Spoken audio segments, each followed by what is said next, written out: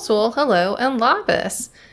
Here we are, finally, back with another episode of the Payne Family Ultimate Decades Challenge. It is the first day, Monday, of 1337, and we are starting at a brand new household that you may not recognize. I recorded the making of this house, but I tend to hold on to the build videos because, well, for one, it takes me a while to edit them because they're not usually my priority. I kind of tend to hold off on doing those until there's an emergency situation like this patch. So I don't know when it'll come out, but someday in the future, there will be a speed build about this pretty cool house that I built, if I can say so myself. If you remember, it's been forever, but this is Marley, formerly of Lancaster. She is the niece of Henry of Lancaster, the former Earl, and cousin to Henry of Grosmont, who is our kind of like the guy who makes all the decisions about the main Payne family at this point. Adam was supposed to marry her 4 years ago, but he, as we know, was putting off doing that. He has a very strong relationship with one of his fellow knights, and he doesn't really feel any kind of way about Marisol. But basically, as we know, Adam is a illegitimate royal, and he essentially was basically told that he wasn't going to get his lands until he went through with this marriage. The Lancasters are a very powerful family in England at this time, and since he was supposed to marry Marisol, there really wasn't any getting around that. So finally he got married, and part of his inheritance after getting married is this holding, this land, and this estate. And Adam has gone back to knight training to be with the people that he likes while Marisol is here. And Marisol is in fact already pregnant. So she is expecting, even though they do not have a very strong relationship. I don't know how she feels about him. She thinks he's basic looking and he thinks she's basic looking. The only thing I think they have in common is that they're both cat lovers. Also, at this point, our good buddy Alexander Brewer has moved in here. And he's kind of working as an all-round part of the household. He takes care of the animals, he takes care of the garden, and he is also their household cook for now until they get more family member or more of their household in. Because Alexander and Aiken III have been at each other's throats, basically. I suspect it's about the inheritance. I think Alexander really wanted to become the tavern owner, but he isn't going to inherit unless something happens to his older brother. And Aiken is getting married this year and doesn't really want the drama around. So Alexander decided to ask his family to be placed as a cook in their household. Because remember, the Brewers know the Jacobsons. They're not at the same level of society, but they do know each other. And so I think that Gree probably arranged this for them because Gree and Aiken II are cousins. So I don't know what Alexander is to Adam, but they're related in some way. Meanwhile, Marisol is pregnant, finally married, but kind of all alone. I don't know how she feels. I think that this is probably pretty hard for her, and I don't know. It must be really weird because she's been moved away from her family, married to this guy, and he's basically just left. So her mom or sister or aunt, any one of them, might come and stay with her before the baby comes, but we'll have to wait and see. And Alexander, basically, he did, in fact, find his soulmate. And his soulmate is Gyda Lothbrok. She was part of a family who is shared by the Orchid 914. And they are currently developing their relationship slowly but surely. I imagine that she's eventually going to come and live here with these guys as well. Oh my gosh, it's already 3:30. Dang. I guess the only other thing to bring up before we leave these guys and go to the next household is that I changed Adam's name to be Fitzroy because Ardlid reminded me that it was the historical surname for the king's illegitimate sons. And it's just a little bit easier for me having males with different last names so that I can, kind of more easily, just for the sake of like naming them, identifying them, also being able to track more easily who is who, so on and so forth. Yep, she's quitting that job. And so they are now Fitzroys rather than Jacobsons. And also that means that Kennard's sons can inherit his lands. Although I haven't quite decided what that means for Kieran yet. Because Adam now has inherited these lands, so I don't know, it's kind of tricky. So the benefit of Adam becoming a Fitzroy is that he gets this holding, this estate from his brother, the king.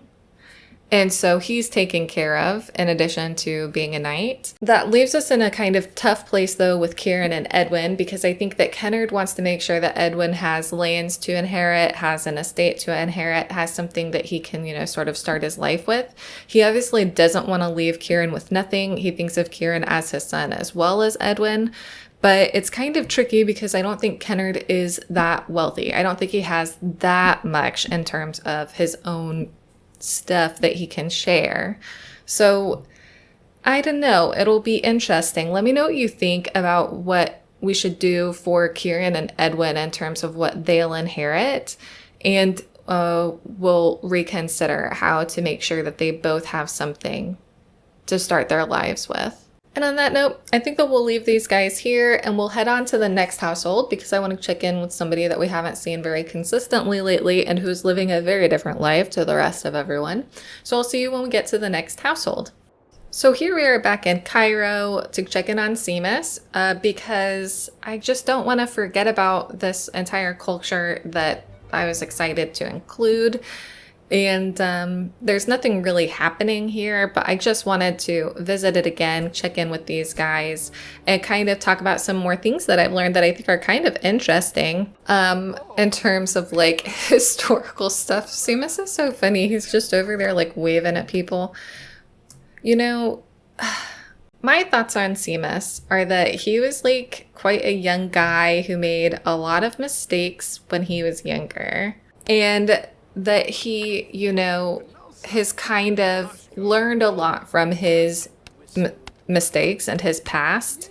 And unfortunately, it took something pretty extreme for that to happen. Or maybe that would have happened if he'd have stayed at home anyways. I wonder, does he think about his kids that he left behind?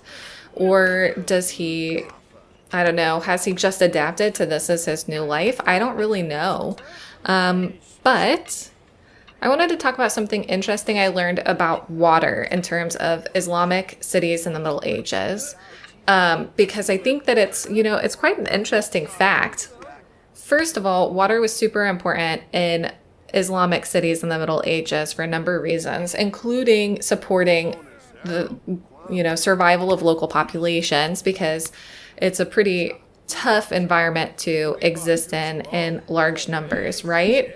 Water was also important because it represented an important part of the idea of cleanliness for religious purposes, which had very specific requirements for the water. For example, the idea of cleanliness and water, it was like a driving force to how Islamic cities would sort of design the city that they created. They believed that it couldn't have been sullied by birds or cats drinking from the water because even something as small as that might have made the water unclean and therefore unfit for ensuring people were clean before important religious events. So there had to be large sources of fresh running water available, not just for drinking purposes. Dang, Simas is like powerful. But also for the purpose of supporting people in religious requirements. So something that has always been quite interesting to me is how after the fall of the Roman Empire, Europe fell into the quote, Dark Ages, at which point, you know, a lot of the knowledge that had existed before was kind of lost. And that's when there were a lot more issues with sanitation. Things took a pretty dark turn in terms of how Europe was going after the fall of the Roman Empire. And there are a lot of complex reasons why that happened that hopefully in the future at some point we'll get into, but it's like a pretty complicated topic. For now, we just need to know that after the fall of the Roman Empire, Europe lost a lot of the knowledge it had had. But what's interesting is that during the Crusades, the Crusaders went to the Middle East and they saw the way that water was sort of treated, the way that bathing was treated. They saw the way that cities had been built around these large sources of fresh running water. And they saw how that had a positive impact on health overall. And so the Crusaders brought that back with them, which a lot of historians believe was a turning point in European history when they returned with the knowledge that hygiene and having access to clean water was so important. Another thing that's interesting about Islamic cities being built around these running water sources that were technologically advanced for the time is that also supported population growth. And an example that I saw is that historians believe that Baghdad, which was kind of the jewel of the Middle Ages in the Islamic world, around the 10th century must have had a population of well over 1 million. And this is in contrast to Paris, which at the same time had a population of about 50,000. So there are two very different sizes of population. A major factor of that has to be access to clean drinking water. If you're interested in learning more with me, I'm taking a Coursera course for free. It's called The Cosmopolitan Medieval Arabic World. And it's kind of talking about, you know, what did Islamic cities look like in the Middle Ages?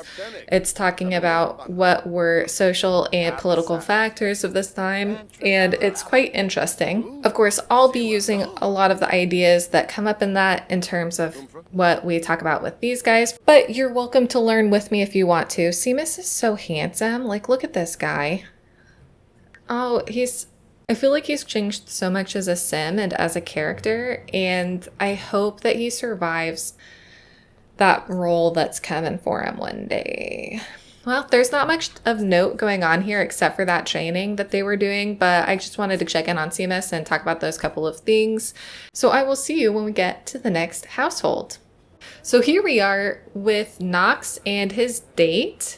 I've got an autonomy on just to see if they gravitate towards each other, but I bet she's going upstairs to listen to the music, but we'll get to that in a second.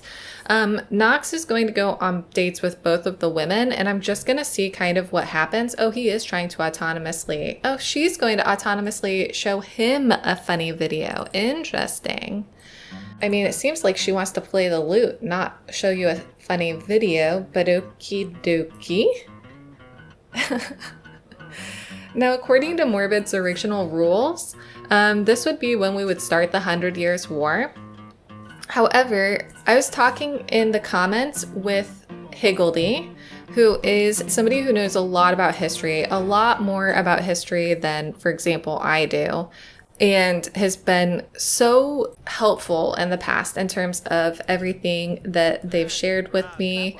And they've shared so much knowledge. It's incredibly, very much appreciated. But in the comments, Higgledy and I were talking about the 100 Years' War, and we were talking about how war was a seasonal thing. There was actually something called a campaign season, and this wouldn't last 5 years because supporting an army, this is the most awkward way to have a conversation ever, but okie dokie. War wouldn't last for 5 years. It would be sort of a season that people would go and partake in the war because it was unsustainable to be able to support an army for that amount of time.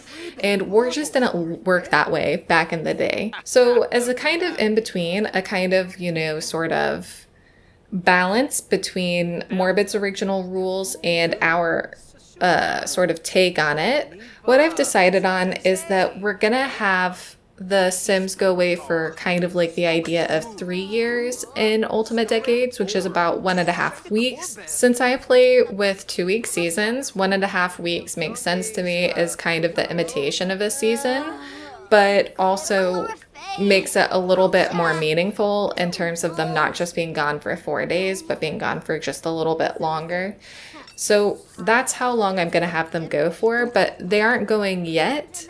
I'm not going to have them go until it's closer to when the proper conflict started kicking off. I'm also going to change it so that the homes that the armies pass by might be affected, similarly to how we've done the Lithuanian home risk rolls. And women and children might also end up going, but we can get to that when the war rolls begin. These two have a really good friendship.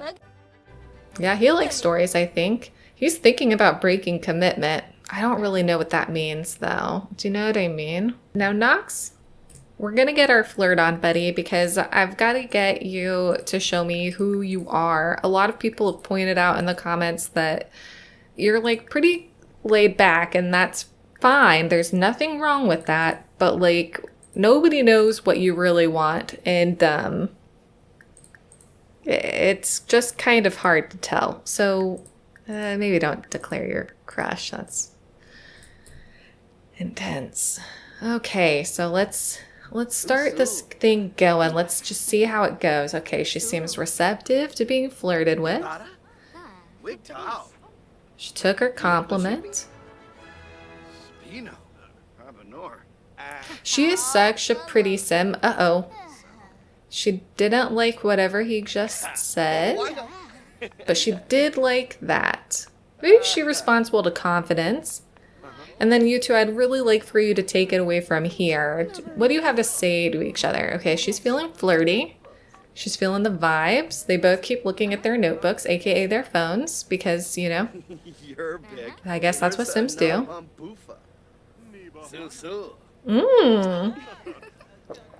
Autonomously flirting.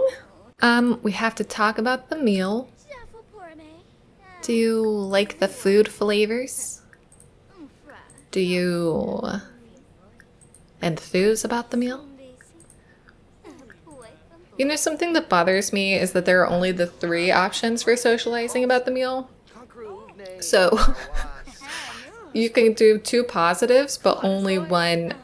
To finish it, it's only one that's negative. Oh dang, this date is gonna finish. Why don't you stick around a little bit?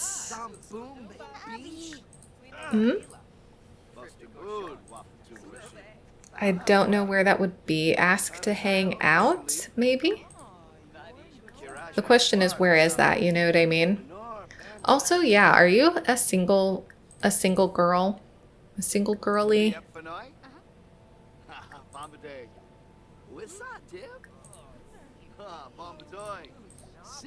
She's a loner. She's single. Knox, I'd really love for you to try something a little bit physical. Maybe hold hands. See, she's very flirty. Maybe an attempt mistletoe kiss. Oh my gosh, Knox got a good reputation. Good for you, buddy. Okay, Knox, we're done with the onion soup. I want you to try and be just a little bit physical, my friend. Oh, straight in for the mistletoe kiss. Dang, Knox, that's bold. She doesn't look impressed, I won't lie. I can't see. I've lost control of the camera. Oh, oh, oh, oh, oh, oh! She asked him! Heidi, go home! You can't see this! Go home, Heidi! She asked him autonomously. Oh my goodness, this is Knox's first woohoo! Oh no. Okay. Listen, we wanted drama. He gave us some drama. What does this mean? What does this mean? What does this mean? Okay. They're being romantic with each other. He still has Luella on the mind. He wants to ask her out. We will. But what does this mean? Does this mean that the two of you are a done deal? Does this mean that we are financially obligated to you? Can you please give her a kiss? Where is she? Oh, she was going back to the table. Give her a kiss. Give her an embrace. And then we will say, fare thee well. And go home. Oh, I thought goodbye was in here. Oh, there it was. Okay, goodbye. And thank you for the wonderful time, Evelyn. Oh. So I know that in Citrine Summers' decades, she made things a little bit more interesting in terms of if there was an out-of-wedlock woohoo. I might take that approach as well. Oh my gosh, she looks so confident. She's like, oh yeah, that's me. Oh my goodness. Whereas Knox looks like, oh my goodness, look at this guy. Well, he's going home, she's going home. They both seem happy. He seems a bit, you know, well, he is what he is. It was his first woohoo. We're going to send him to bed for a little bit, and then we're going to have him go on a date with Luella just to see how things go and see who he's kind of clicking with more. Oh no, he's going to pass out. Oh, Elizabeth! Why are you sad? Well, okie dokie, Knox. You pass out here. We'll check in on you later. But for now, we've got to go to our good friend the Greystrokes because there's a pretty important birthday there today. One that I'm hoping will go well. Oh my goodness. But we haven't been super lucky lately, so we'll have to wait and see. Okay, so here we are at the Greystroke home, where it is Dovile's adult birthday. It's so scary. It's so scary. Okay, Duvile, let's go ahead and make a wish. Make sure that everything goes well, please. Please, please, please.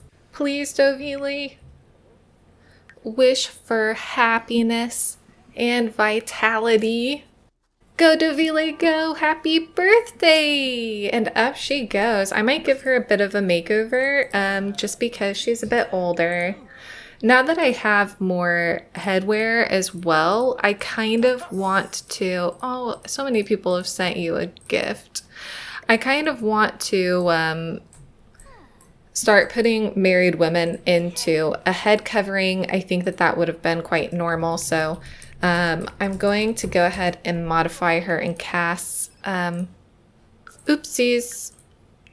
Listen, go to work there, fella. Oh. Sorry, Dovilė, I didn't mean to intrude on you.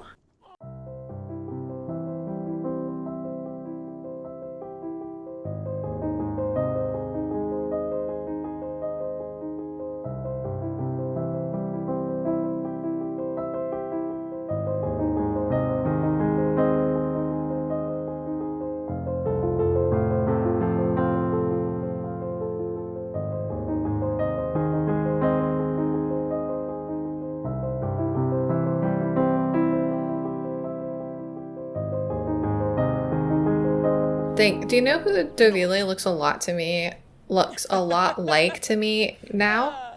Is actually Edelbjorg. which I guess she could have gotten those genes from... Ooh, James dislikes jokes? Dang, bro. Which I guess could have been from Darius, her dad, rather than Sif, her mom. But let's go ahead and do this roll and see. Oh, Dovilė, please do well in your roll. Please, please, please. Dovilė cannot roll the numbers 3, 6, 11, 13, or 18. This is a tough roll. We know it is. We've seen it before many times. So please, please, please. Oh, yes. She did not roll a deadly number. She's totally chill. Heck yeah, dude. Heck yeah. Yeah. Dovilė's fine. So yeah, good news here at the Greystrokes. We will let her finish and then we will head on to the next household for the next birthdays. Ooh. Okay, so here we are at the Jacobsons. Oh dear, Beatrice just got bucked off by Horsey for yet another double birthday, because it is finally time for the youngest set of twins' birthday. Oh my gosh, autonomously hugging. You two are gonna be the most beautiful children. Edith! Oh my gosh. You are so cute. You and your brother are so cute. So adorable. Happy birthday, Edith. Happy birthday. Whee! Up she goes. She is a loner and a horse lover. It's just I keep getting that trait a lot. So squeamish. Okay, girlfriend. You do you. Okay? And then what is her aspiration going to be for this stage? Number 14, which is a popularity aspiration for being a loner. Ooh, I feel like... Okay, we can wait and see. Maybe if it's party animal, I'll say no. But there's a couple of others that might make sense. Like she could still be a friend of the world even if she is a loner. In fact, I might just override that and say that's what she wants to do, is be a friend of the world.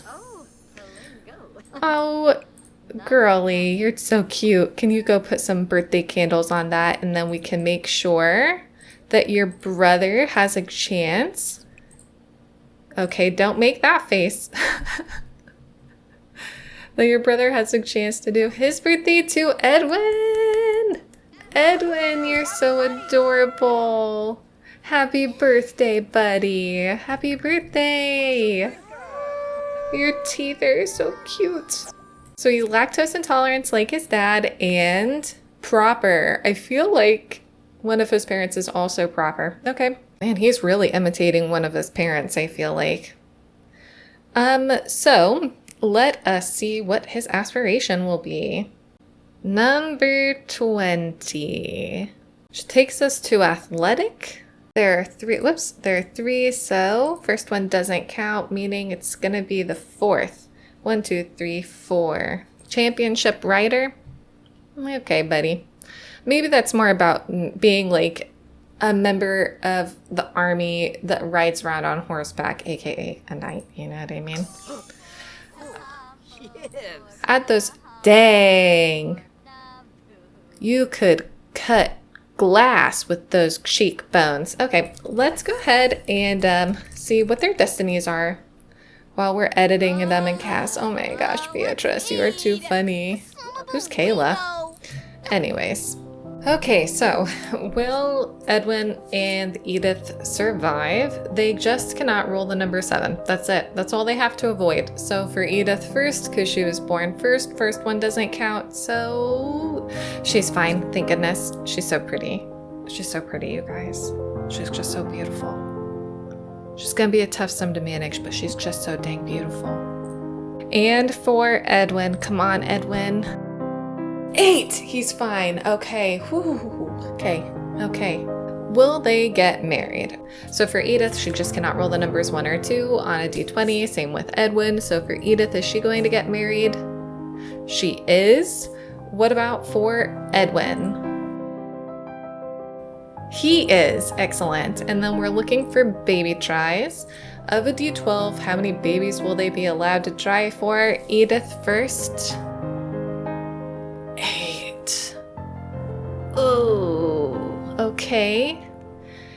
And for Edwin, 11! Oh no. Okie dokie. Well, okie dokie. Oh my gosh, you guys, I love their like little cute noses. They have such like sticky outy noses. They're so cute. Okay. These guys are so funny. They're always autonomously going off and talking to each other. They're one of the families that really just commits to each other, and I love that for them. Oh, brothers. Oh, look at these guys. Now, there are a few other things that could happen today.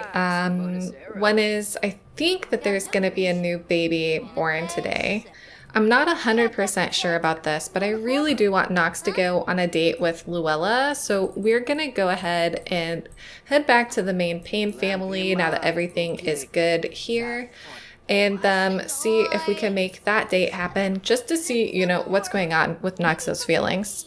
Because even with the last night's woohoo, he wasn't the one who asked for it. She was. So I don't know. He's such a hard character to read. So I will see you when we get to the main Payne family and or when we get to the date, depending. Want a fish? Oh, I just tried to ask her on a date and she said no. And now he's autonomously insulting her. Luella is mean? Oh no, she's so pretty. Can you try apologizing like I asked you to again? Also, please don't be mean to him. Oh my gosh. She's intimidating him. He wants to insult her. This is like not a great relationship at all.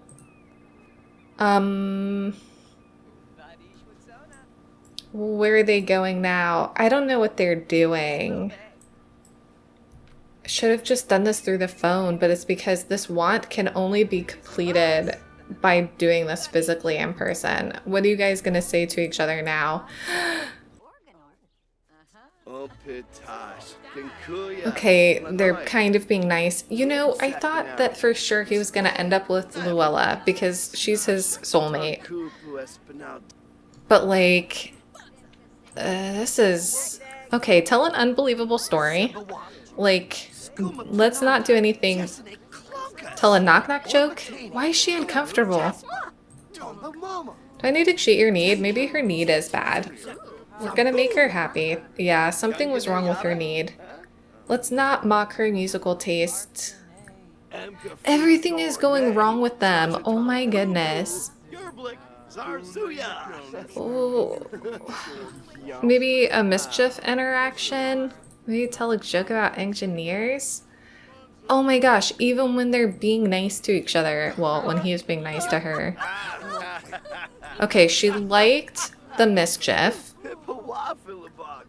She thought that was funny. Maybe we have to go mischief? I don't know. That's really not Knox's vibe.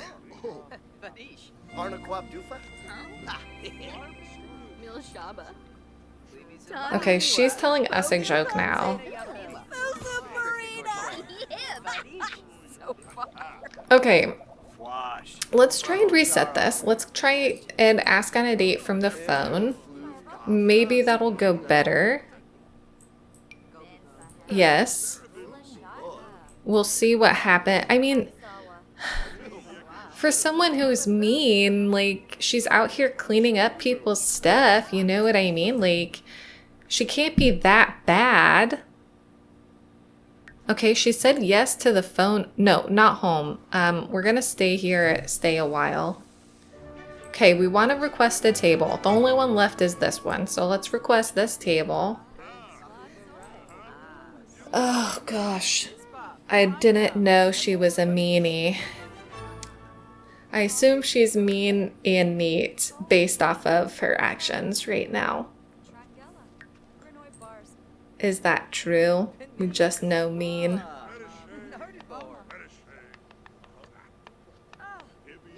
I just don't feel like Knox is the kind of sim who would, like, you know, go for that.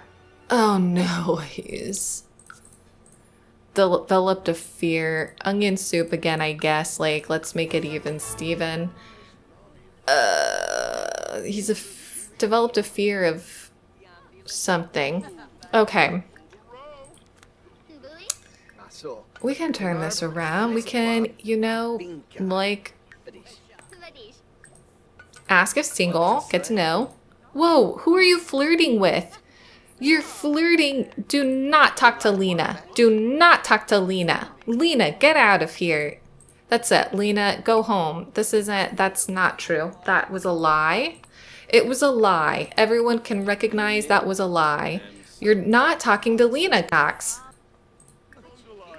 Offer her a rose. It's a bit bold. Listen, this whole thing has kind of freaked me out. It's very weird.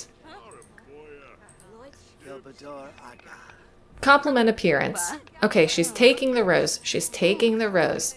Can we also, I don't know, ask a risque question? Yeah, that's a good one. We can give her a romantic gift of a lily. Yes? Okay, the romance is going fine. We can try holding her hands, maybe.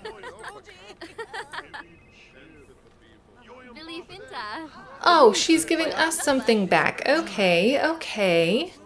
We're kind of like, you know, okay, Knox, don't be a jerk. Okay, that's a complicated message. Listen, Luella, I can't figure you out, dude. My heart leaps when you are near. I love you more and more each and every day. Okay, we're talking about archery. It's going well. Let's try a deep convo and just see, you know, okay, we can't have a deep convo because we don't know each other well enough. Right. Let's, you know, discuss the food flavors, possibly. News about the meal. Same issue. It's always the same exact things. Oh, object to mischief. I don't think he likes mischief, actually. Is that true? Yeah. Meanwhile, his sister is like, oh, you guys are good friends now.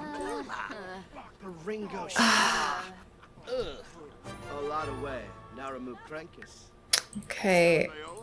Great. Great. Can we have a deep convo now? Yes. So she is like very flirty. He is afraid of crowded places. Is a loner, so he hates this.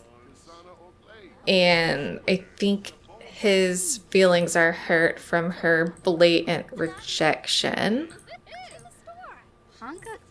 Okay, she's flirting autonomously with us. Are we flirting autonomously? Okay, we are. We're going to compliment some appearance.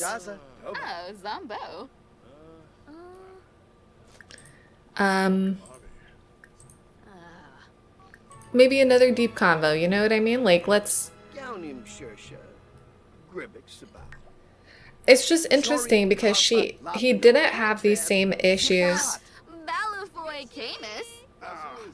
with Evelyn at all. They like got along really well, even though they were in the same place, even though they were doing the same things. Okay, she thinks he's boring. Listen, Luella, I hear you. Your feelings are valid. It's just, why don't you kiss her hand and embrace her? We can't really kiss her because she won't kiss us and she didn't want to have that deep conversation. So we're kind of stuck.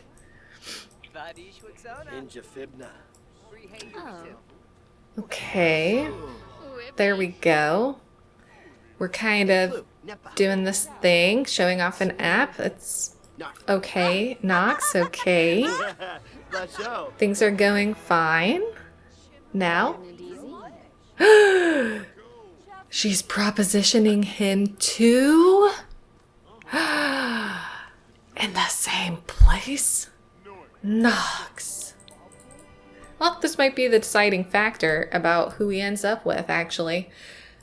Is whoever might... Well, I guess it's not even a guarantee.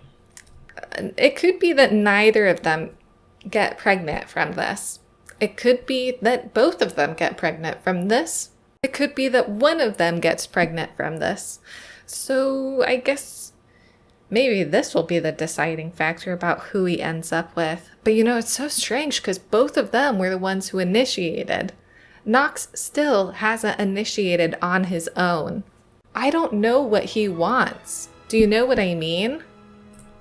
If you've got any insight, let me know because I don't know what this guy wants. Can you please kiss her because I don't think that you guys have had a kiss yet. And then maybe you can pay your bill. Okay, listen, I don't know what's happening here. I don't know what your feelings are for each other.